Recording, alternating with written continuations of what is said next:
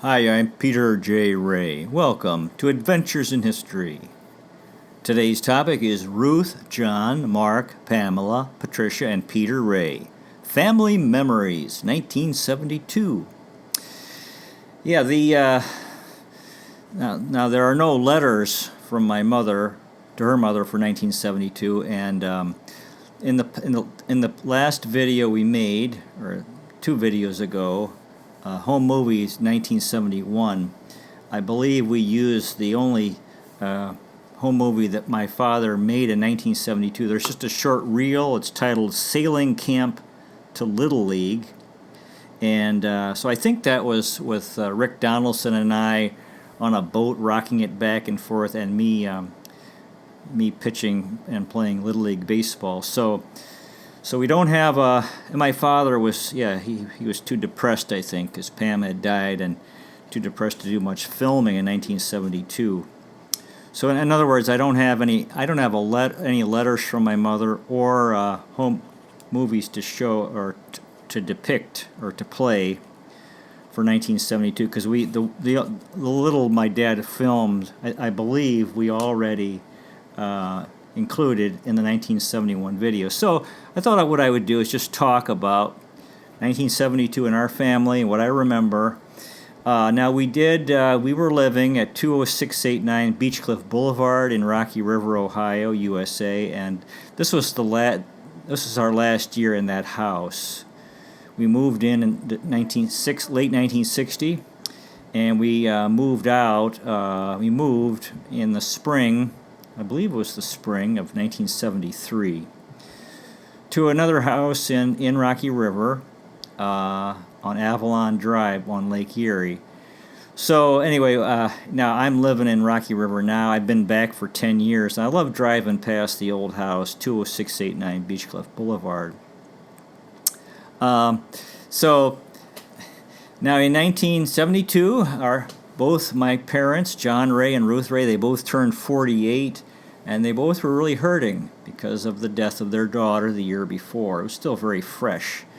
But Dad was, busy working as an attorney to Myers, Stevens, and Ray. I don't think it had become Myers, Henneman, Schneider, and Ray yet. And Mom was definitely struggling because she already had depression. They were both very sad, but they were, life goes on. They had three surviving children. They were doing their best, but they were definitely in a lot of pain from losing their daughter. And in fact, that's one of the reasons, supposedly, why we moved, that my parents, my mother especially, felt so sad seeing Pam's room. And but the thing is, we brought the sadness that we had in 1972 on Beechcliff Boulevard, we brought to Avalon Drive. But, that's only natural. So anyway, my parents, they definitely cut down on their activities because they were mourning. They got involved in this group called Compassionate Friends, which was, I don't know if that was, started in 1972. Eventually they did a group for parents who had lost children, who had children who had died. And, so they weren't doing as much because they were in a lot of pain. And of course, Dad was still working. Mom was still taking care of the home and the children. But I don't believe they weren't doing as much of their other activities they did. The community service, although still some of that. And as you can see, Dad was still he was a Little League baseball manager, actually in 1971. Now Mark turned 20 in November of 1972, and now he finished up his first year at Oberlin College.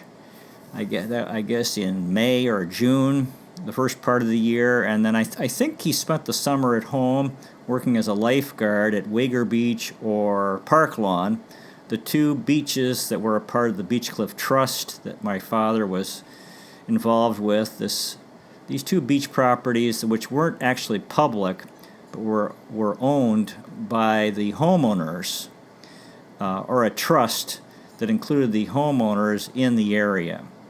I think so. I believe that's what he did that summer. And in the fall, he started his second year at Oberlin College, and he was getting an English degree, I believe. So that was Mark. So he was going through college, first year, second year. Our sister Pamela was in heaven, or as we say in SRF, the astral world. And there's no way of really saying what she was doing because we don't know. That's how it is. But God bless her.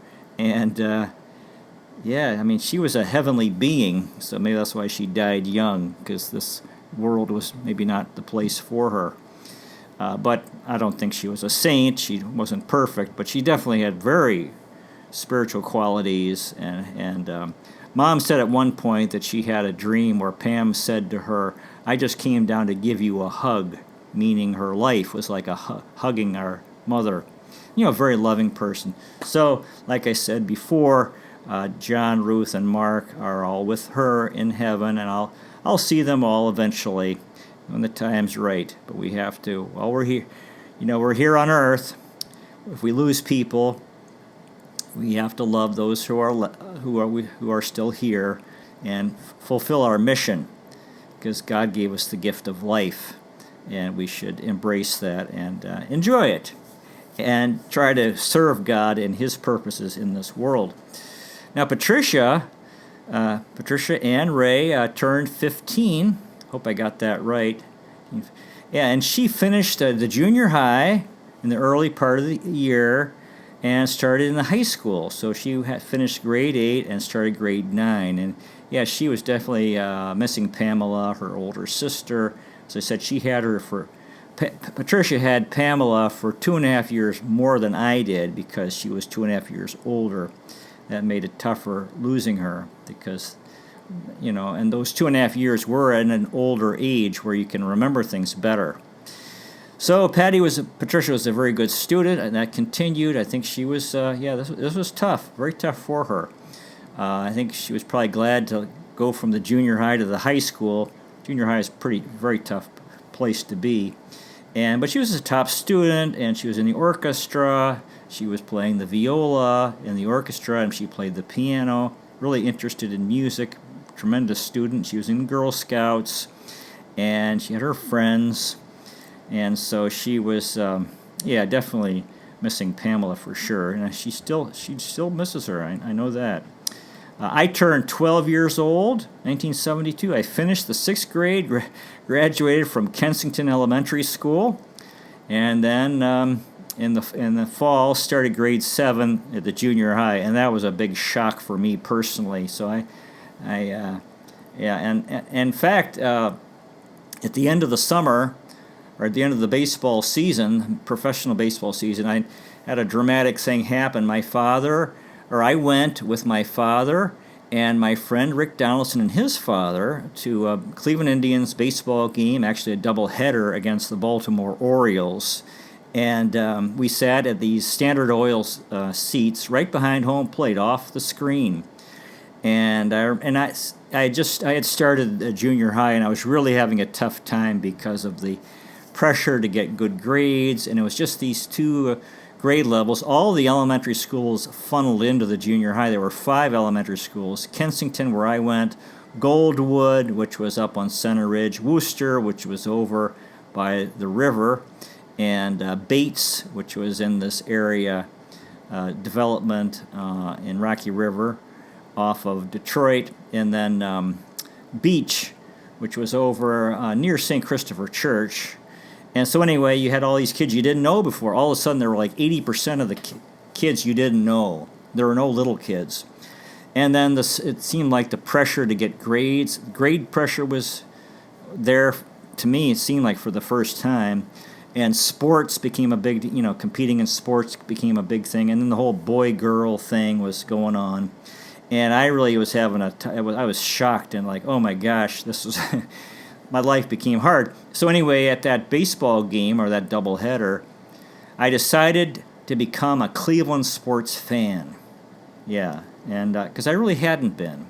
I really wasn't paying much attention to professional sports or Cleveland sports, but I did, and that was the beginning. And up till now, well, not so much now. There are other things in life, but that was a decision that I made. So anyway, I watched the baseball playoffs and the World Series and the Browns season, the Cavs, and then 1973, I was really followed the Cleveland Indians.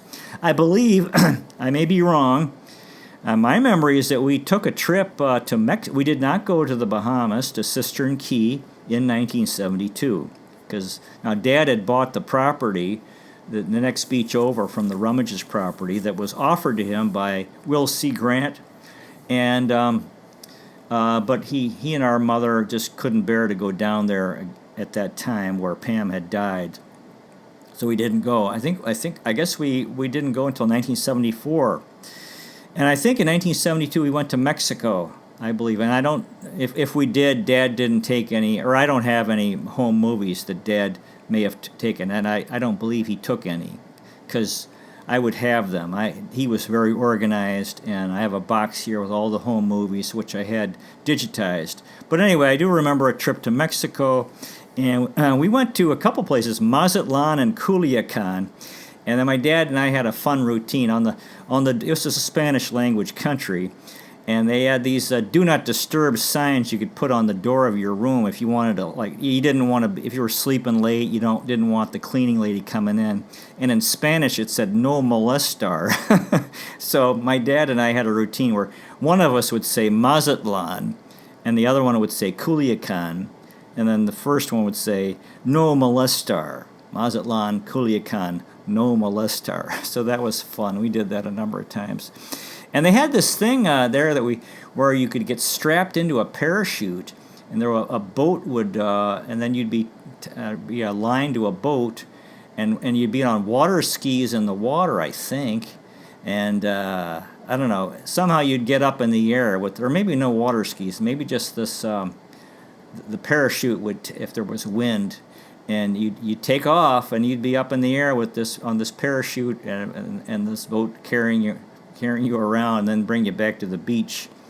And I remember they were strapping. Dad did it, even though he was afraid of heights, as I remember. And the guy was strapping Dad in, and he passed gas. And the guy said, this Mexican guy said, "You want some toilet paper?"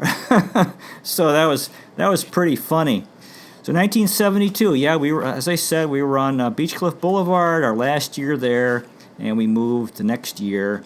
Pam was gone.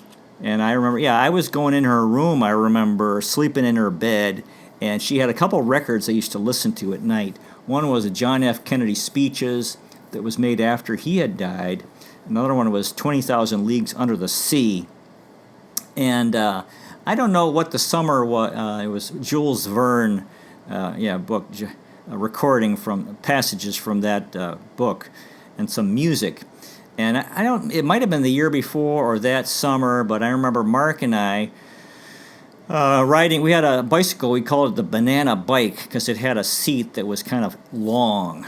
And so the two of us would ride over to Michael's Delicatessen, and I guess I had a little money from one of my allowance, and every night we would treat each other to ice cream. One night I would treat him, and the other night he would treat me. And that was a nice memory, two brothers, big brother and little brother, over on Lake Road across from Kensington High School, Michael's Delicatessen. And so that was it. Pam was gone, a big loss for our family, tremendous loss, and I wasn't feeling it yet, although the junior high was real shocking for me. My life had been easy up until this point, I would say, but it became hard when I went to junior high. And obviously it was very hard for our parents. I know it was very hard for Mark. He was close to Pam, and he was in college.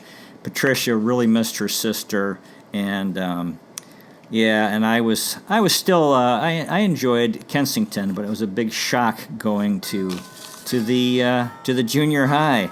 So that's about all I can say for 1972, and I wish you well, dear listener. Next time we'll continue with, we'll actually have some home movies, brief home movies for 1973, and then in 1974 there was quite a bit.